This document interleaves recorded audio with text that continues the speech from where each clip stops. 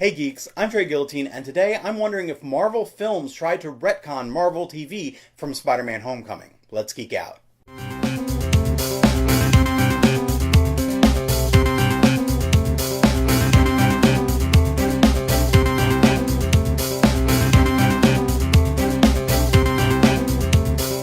This video will contain Spider-Man Homecoming spoilers, so you've been warned. Spider-Man Homecoming may be one of the best Marvel movies put out, but it's definitely the best Spider-Man movie put out since Spider-Man 2. Which was a pleasant surprise because I was worried that with the intervention of Sony in the movie that something might go wrong, something might not be as strong as it could be, but all those fears are laid to rest. The movie was great. And Tom Holland definitely steps up as Spider-Man, not just Tobey Maguire dressed in a Spider-Man outfit or Andrew Garfield, which I thought had a really good New York attitude, but Tom Holland just gets the role. He's a young punk kid, a young smart punk kid from New York, and he did a great job portraying that kind of Spider-Man, just as if they took Ultimate Spider-Man, the cartoon, and put it into live action. It's also really interesting how they kind of wove the story of Spider-Man Homecoming into the history of the MCU. The movie actually starts right after the incident or the Battle of New York, and shows the origin story of Michael Keaton's Vulture and his crew. They start off as construction contractors who get paid to clear the wreckage and salvage from the Battle of New York, so clearing out all the Chitauri weaponry and all the debris from New York. But that contract is taken from them by an organization called Damage Control, which is a joint endeavor between Tony Stark and the federal government. As this takes place right after the Battle of New York, right after the incident, this is also the time when S.H.I.E.L.D. was at its strongest before it fell in Winter Soldier. So while Tony Stark and the federal government could be involved in damage control, I also feel that S.H.I.E.L.D. should have also heavily been involved in damage control. I'm not saying we needed to see Agent Coulson involved in damage control. I'm not saying we needed cast from Agents of S.H.I.E.L.D.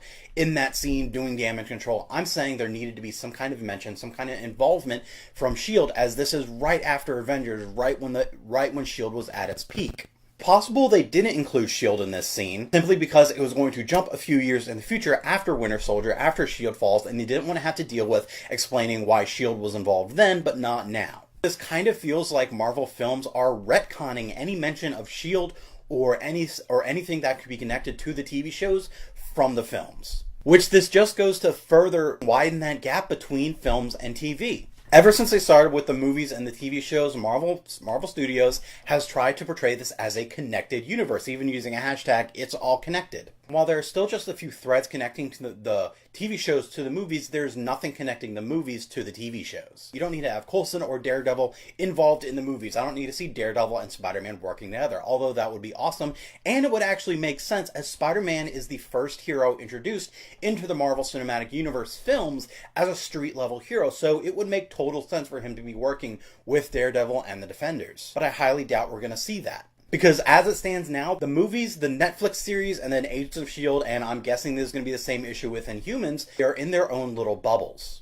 While yes, they might have some name drops in the Netflix shows or in the Agents of S.H.I.E.L.D., but that's about it. And I feel like this divide keeps the MCU from reaching its full potential as a connected universe. And I really don't know why that divide is there. In the past, there were some disagreements between Kevin Feige, who runs Marvel Films, and Jeff Loeb, who runs Marvel TV. And I'm guessing where this divide starts, but I don't know the details of their disagreements, and I don't know why they haven't fixed them yet. I was hoping that as we lead up to Infinity War, that's going to have a massive involvement with the Marvel Cinematic Universe, that this might start to fix the problem, that we might see more involvement of the Defenders or the Agents of S.H.I.E.L.D. in Infinity War. Especially since apparently Agents of S.H.I.E.L.D. is going into space next season. I'm guessing in preparation for Infinity War. But now, after seeing Spider-Man Homecoming and seeing them essentially retconning S.H.I.E.L.D. from the Marvel Cinematic Universe films, I really don't see that happening anymore, and I have this fear that the MCU is going to stay divided. Will the MCU continue if it stays divided? Yes, it'll survive. It'll still probably be good. But I do think they need to have certain organizations like S.H.I.E.L.D.